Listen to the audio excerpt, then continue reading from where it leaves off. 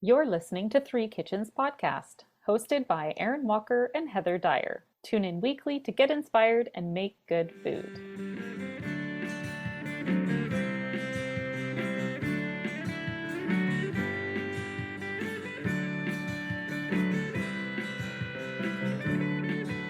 Let's start this show. Let's get this show on the road, Aaron. All right. Have we started? Sure. Have we started already? Welcome. Are we there yet? Listener. Thanks for joining us. And if you've been around for a while, first of all, thank you so much. Or if you're new here, also, Thank you so much. I mean, seriously. I think when we started this, we weren't sure anybody would want to listen to us talk about recipes. No, pretty much. I think we thought we were just going to get the pity listens from our friends and families for a couple months, and then it would be like, well, that was fun. I don't think they ever listened. There's a couple. There's Friends, a couple family members maybe, but I don't think any of them ever really committed to, I'm going to listen to you guys.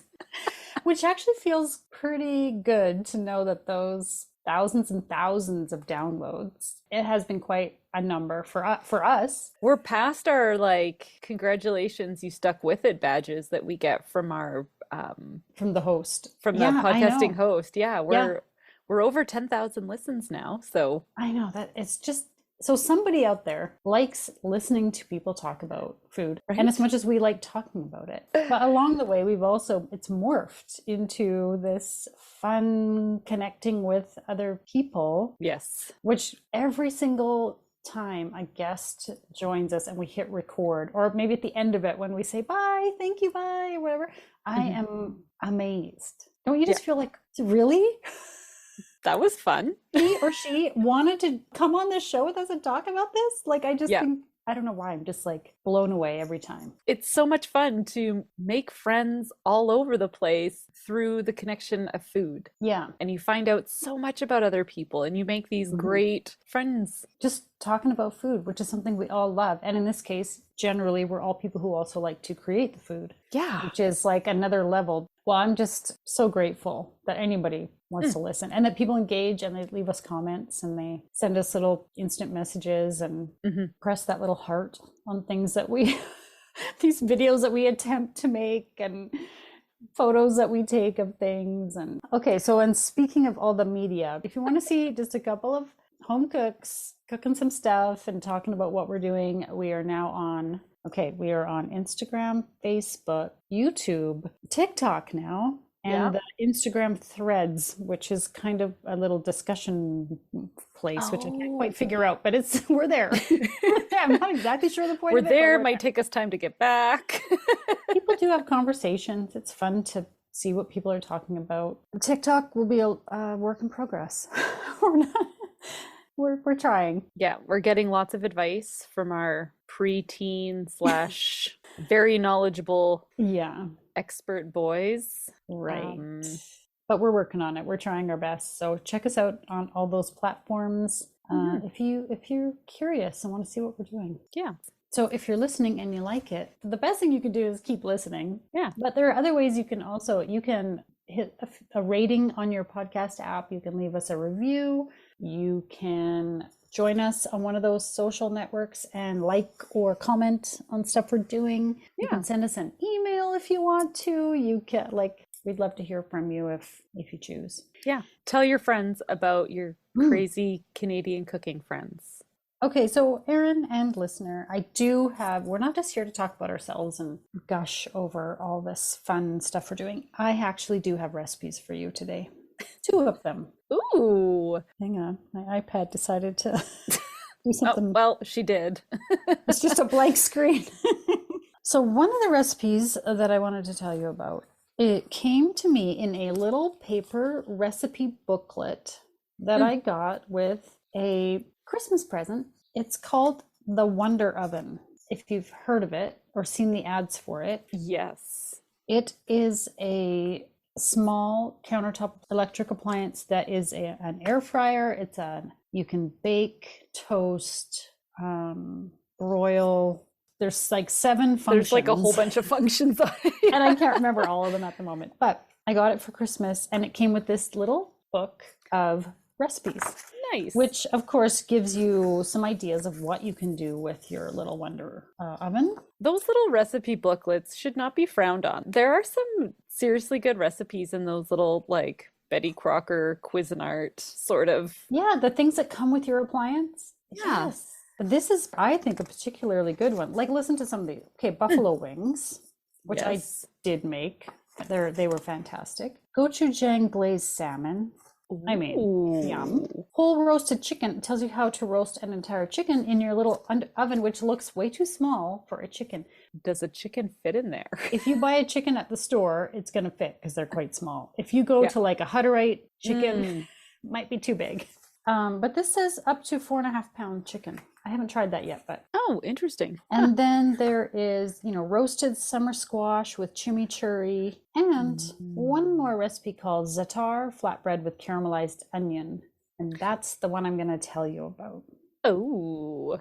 Is it clicking now? You're like, that's what I ate. That's telling me something. Okay. Yeah, because I made it for you a little while back. You tried it and I didn't tell you anything about it. And so you're probably just like, oh, tasty. And then no, it was the extra package that came and I was like, ooh, extra food? Extra yes, treat. Please. So this little flatbread, super easy to make. And you can top it with whatever you want. So I'm going to tell you the recipe the way it's made in the book. Okay. But you could then modify it in many, many ways, which we love because we often have to substitute ingredients. We can't find them locally here, or it's not seasonal. We want to use something from our garden or whatever. So that's the biggest skill to have, is to be able to know how to substitute and make something you like based on the loose idea of a recipe. Recipes are just guidelines. Yeah. Right? They're not like written in stone. No. Right? No, exactly. Once you figure that out, I think that's why I used to be kind of nervous or intimidated, was when I thought, oh, I can't make that. Yeah. Because I didn't have the skill or confidence to change it up to make it my own way. Right? Yeah. Yeah. And I am a clinical rule follower, so. I know, it's hard. You're breaking me. It's written here and I should follow it exactly because then it's going to turn out perfect. Well, it doesn't always. So just wing it. You'll be better off. All right. So you're going to start out mixing, 8 ounces of warm water, a tablespoon of instant yeast, a teaspoon of sugar. You're going to mix that all together. Let it sit. Okay. So you know that when you put the yeast and the sugar and the water together, what you're doing is getting your yeast feeding on the sugar and getting all bubbly and activated. So that's why you let it sit. You're waking it up. Right. Okay. So in a large bowl, you're going to add your flour, salt, and Za'tar spice, which is, 2 teaspoons of sea salt and 1 tablespoon of Za'tar spice. Did you have Za'tar spice? I did not, but I looked it up and I improvised. See? But I know you happen to have a giant tub of it. I have a lifetime supply. Okay. I know. So I'll get I some need to use it more, but I'm dishing you out. I know. I was like, I'm not going to buy it. I am not buying it. I remember you showing me that big jug of it you have. I looked up and found a simple sort of a basic, here are some of the spices. Obviously it varies. Za'tar spice can vary. Yes.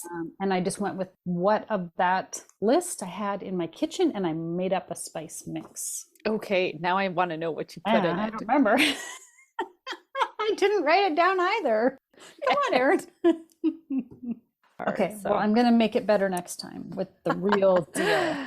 Okay, so after about 5 minutes, your yeast should be bubbly, activated. So you're going to add it to the flour, mix it all together. If it seems dry, add a little water. And you knead the dough for about 5 minutes. This is like the easiest. It just comes together like in the bowl, and then you can just flop it out and knead it together. It's so quick. Nice. It's like the simplest dough. I love a good simple dough.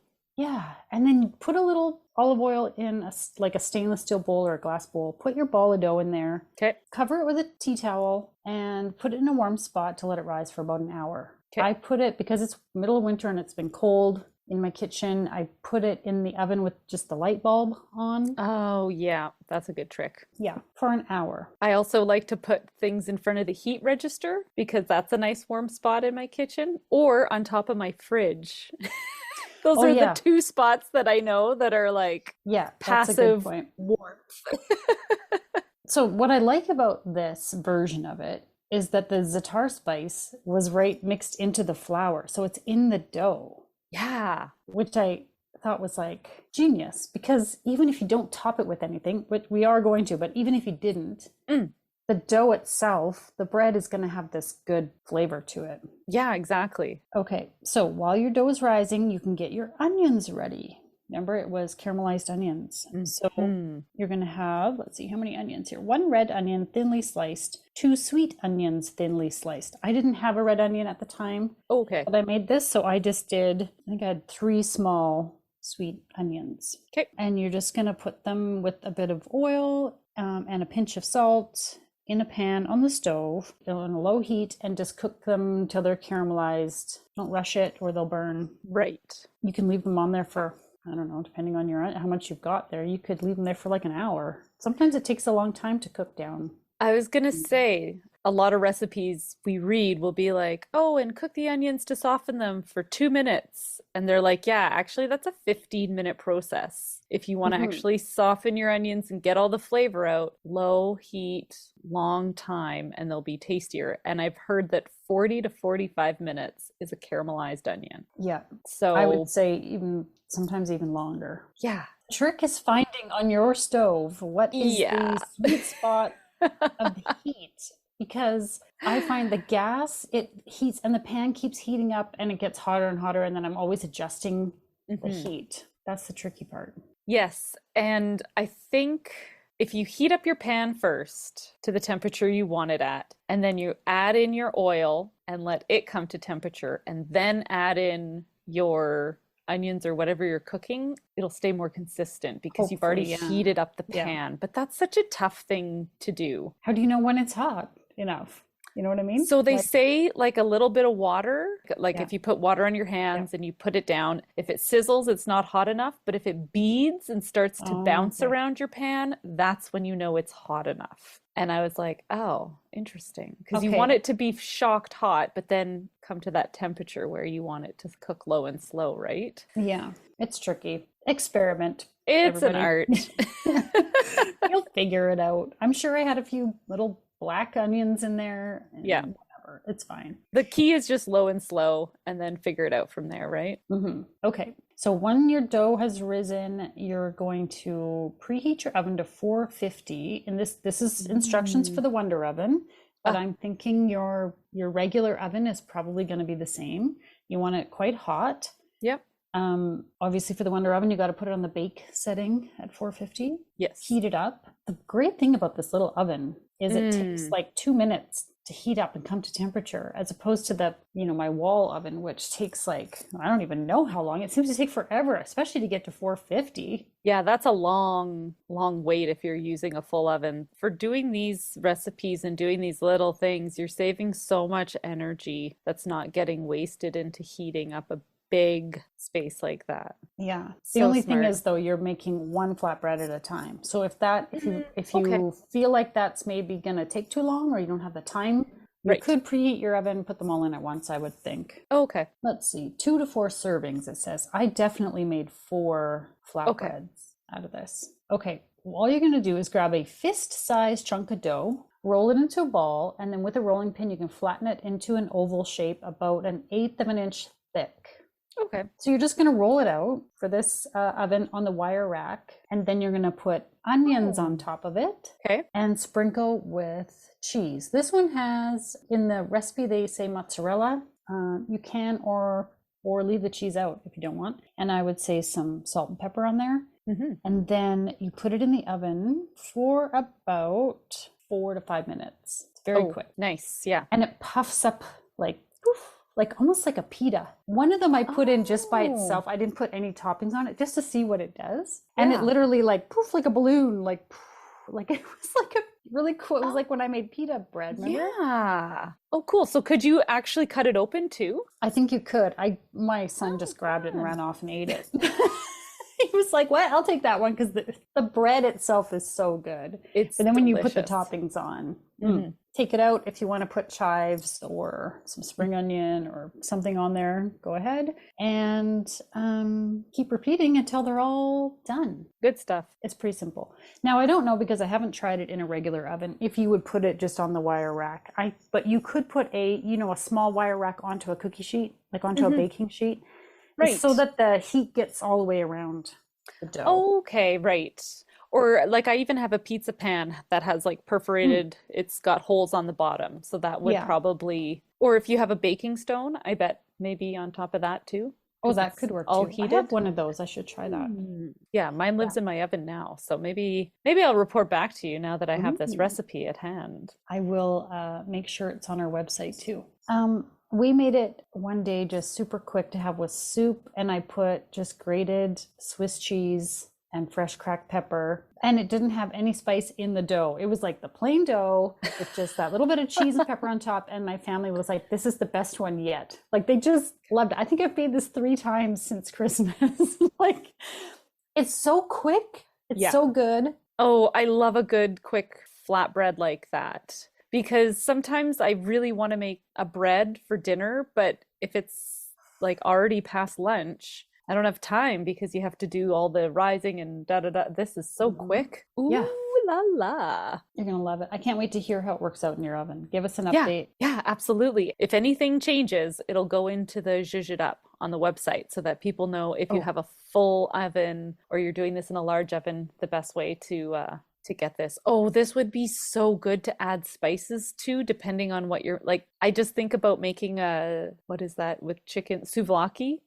And putting like Greek spices in and maybe like slicing up olives and mixing it into the dough and having like all that flavor in there before you wrap your chicken and stuff. Ooh. Oh, yeah. Okay, sorry. And top it with whatever. I mean, it's a flatbread. You put whatever you want on top of that. Roast chicken and some, I don't know, put some tomatoes and some cheese and you got lunch. Oh, no. I'm just giving you another job. I think you just bumped me up a bracket. I can no longer buy the store nan. It must be the homemade. That's way more work. Yeah. Well, nothing beats homemade bread. So if you can make it easy and make a batch of it and have it to go, yay. Okay, sold. Ooh, I've just had so many ideas for things to put on top of that. So good.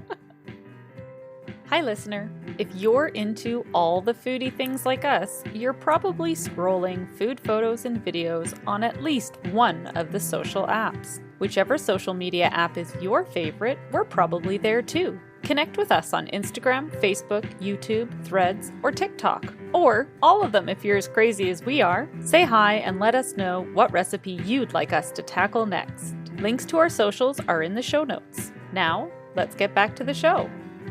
So the other recipe that I want to share is also a countertop appliance recipe using the Instant Pot. And I know you don't have one of these, Erin, but now I feel bad that I don't have an Instant Pot. this is the pressure cooker function. So I know people have other pressure cookers if that's what you got. It doesn't need to be this brand, but I did find this method on the pressurecookerrecipes.com. Oh, okay. If you have a pressure cooker, they are like reps, I think, for Instant Pot, but whatever brand you've got, you could probably find, they have so many different things on this website, ways to use a pressure cooker. Yeah, because they've curated a whole bunch of recipes so that you can use their appliance. Again, those recipes are made for your thing. Yeah, and they've tested and tested and tested different methods and things. Wouldn't it be fun to work in a food lab like that? Oh my God. Yeah, totally. Okay, continue. Sorry. Okay, so this is a recipe. This is a method. I don't know, maybe recipe is the same thing. Anyway, it's a method for cooking pork tenderloin in an Instant Pot pressure cooker. Okay. I'm not the biggest fan of like a roast pork, and I found tenderloin is tricky because it's small, it's lean, it can dry out real quick, and it doesn't always, I don't always think it tastes good. Like, I'm always like, what do I do with it? I have struggled with it too because it's never quite been as okay, so let me go back. Okay. When I think about cooking a tenderloin and I think about how we cook beef tenderloins and how it's not cooked all the way through. It's not cooked well, right? And you Right. get that beautiful tender piece of meat. And then with a pork tenderloin, I want to cook it all the way through. And because of that, it often takes away from the end texture Yeah, it because dries out so quick. I have resorted to slicing it in half, like lengthwise, so that it's Mhm. even thinner, so that it cooks for even shorter amount of time, because that's the only way that I've found that I get something that is not as dry as the whole one. But I Mhm. haven't ever really loved the pork that comes out. Yeah. And I mean, some people do. Like my Hmm. husband is like, feed me pork tenderloin every week. I love it. Huh. So, and that's even considering I have never really known how to cook it. So he clearly loves it. But I stumbled upon this recipe for the 0 minute method. And Okay. it is exactly as it sounds. So let me start at the beginning. You're going to take your pork tenderloin, keep it whole, Okay. and you're going to brown it first. So an Instant Pot has a saute function. So turn it on the saute. It's like an electric frying pan, essentially, right? Okay. Heat it up on the saute function. This is so that you can brown your meat in the pot and not have to dirty another pan. Genius. It's genius, if you ask me. No kidding. And all the good bits that stick to the pan stay in your pan. Well, that's what you need to stay Yeah, with everything. Absolutely. exactly. Okay, you want it to be hot, as hot as Okay. it can be. It's like super hot. You're gonna put your tenderloin, you put a little oil in there, pat your tenderloin dry, season it with salt and pepper on both sides, and then brown it. If you want, butter is always good too. Or hey, use bacon fat. You got some of that in your freezer, don't you? I do. I try to at all times. It disappears, but It does. sometimes you got some. Okay, you're gonna brown both sides and then take it out. Set it aside. Then you're going to deglaze your pot with 250 mils of chicken stock. Scrape up all those good stuck-on bits off the bottom of the pot. And then you're going to make a spice mixture for your meat, which is a teaspoon each of dried oregano, dried sage, dried rosemary. And then you're going to mix it together with 3 finely minced garlic cloves. And because you've got the kind of juicy, sticky cloves with the dried spices, it all kind of makes a paste. Right. And you're right. going to rub that herb spice paste over your pork, all sides, and then put it into the pot. So you've got Okay. your chicken broth in there, right? You put it back in. And okay, now we're going to talk some Instant Pot language here. All right. Bear with me, Erin. Those who have an Instant Pot, probably this will sound familiar. So you're going to close your lid, turn your venting knob to the sealing position. It's either sealed or it's open. If you're Okay. using it as a slow cooker, you keep the vent open. But when Oh. it's a pressure cooker, obviously you want to keep your vent closed. So you seal it. So that you can up the pressure. Yep, exactly. Gotcha. So you're going to set your time to 0 minutes, which is why it's called the 0 minute method. It sounds stupid. When I first read it, I was like, what? I don't get it. And then hear what they wrote in their notes. They say 0 minutes is not a typo. They guess that everyone's going to say, what? It says we're using the time it takes to get up to pressure and then release the pressure, which is something the Instant Pot does. It first has to create the pressure, takes time, and then normally your cooking time would begin after the pressure is created, and then it's going to slowly release the pressure. Okay. 0 minute method means you're literally setting it to 0. So it's going to cook the pork in the time it takes to create the pressure and then slowly, like naturally release the pressure. Okay. And if it gets to 15 minutes and it still hasn't fully released, then hit your release and let it go. But Okay. 15 minutes should do it. That is efficient. It is efficient. Okay, and you want to make sure, then check it with a thermometer because you want to make sure your pork is, typically you want it to be above 142 degrees Fahrenheit or 60-ish degrees Celsius. Okay. I think that's kind of your minimum. And so then if it's a bit thicker, you might need to adjust that, but check with your thermometer to make sure it's cooked through. And that is the recipe. Slice her up. And there it is. Okay, I have a couple questions because I know nothing about Okay. Instant Pots other than what I have learned. Just now? What is the texture or what kind of surface do you have in there? Is it a non-stick surface? No. Okay. Stainless steel inner Oh, cooking pot. Yeah. okay. Very cool. I didn't know Mhm. that. Thank you. Yeah. And then have you had to put your pork back in because your temperature internally wasn't okay? I did not. You haven't had that. Okay. No. Because I was going to say, what does that look like? If Yeah, you I have don't to know. put it back in, do you do the 0 minute method again? Because then I think it's going to overcook it. Or how do Yeah. you? You know what I would probably do is I would probably slice it and just quickly heat it in a cast iron pan. Right. I don't know. What would you do if it came out? What do you think? I don't know. Frying it up in a That's pan a good probably question. sounds like a good idea. Yeah, I don't know. I'm not sure. Do you think you could use a wireless temperature sensor in there? Oh, I don't know. Yeah. Like, you know how you see those ones that are like hooked up to your phone and stuff? I wonder if you could use those. And these are all just, I I'm don't know if throwing that would questions out into the survive. universe. I'm not Yeah. sure if like we have answers, but I've never used one of those, and I don't know if it would no. survive the moisture that's in like Yeah. the whole point of That's, pressure cooker is that it's cooking with moisture. yeah. Okay, so in the notes, I just Okay. scrolled through and it says if the temperature is off by more than 6 degrees Fahrenheit, quickly close the lid and let the residual heat in the pot cook the pork tenderloin for a few more minutes. Ah, So, I mean, okay. I guess it stays hot enough that you can check it right away. And if you need to, you can shut that lid and Okay, leave it a cool. bit longer. Totally makes sense. I Okay. guess. These are all just thoughts I have because these Yeah. tools are out there, and then I wonder how do those tools work together and what's your like troubleshooting guide? I don't know. Yeah, that remote thermometer, that'd be a question. Yeah, you know, the Instant Pot needs an upgrade. They need to have an internal thermometer sensor thing. Like, you know how some fancy ovens Yeah. have it inside where you just connect it right And inside it your oven? has like a separate It has display a for readout you. side of it. Yeah. Yeah, totally fancy. Maybe they could do that in the pot. I don't know. They should. Come on. Come on. Anyway, what did you think of the pork? You Oh, ate some. yeah, the pork was great.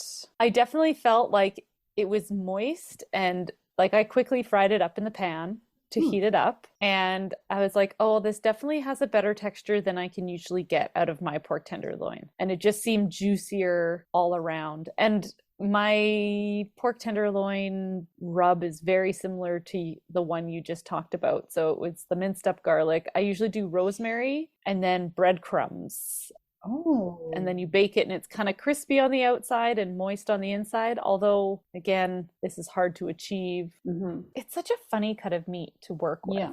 It really kind of is. Yeah. I was just thinking about that herb paste Mm. that Ryan Sanderson from Eat More Barbecue, when he came on the show and he shared with us that rotisserie technique with was it prime rib or something? I don't know. It was Think just so. so good with that herb paste on it. Which I make that paste and put it in the freezer. Hmm. So you could use something like that on this.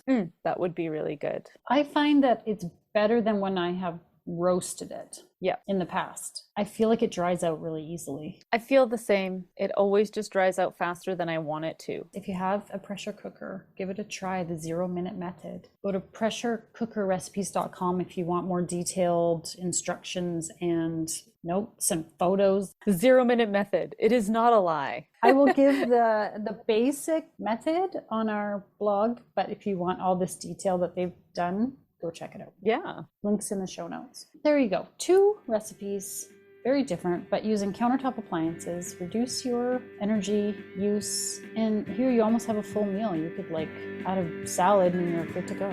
Excellent. Yeah. And now for the fine print. Join us over on the socials, Facebook, Instagram, and YouTube, and on our website at threekitchenspodcast.com. Remember, when you like, follow, subscribe, and leave a review, it helps more people find us. Thank you so much for listening. Imperfectly perfect. Everything else about what we do is so amazing. We have to insert these little flaws. That's right.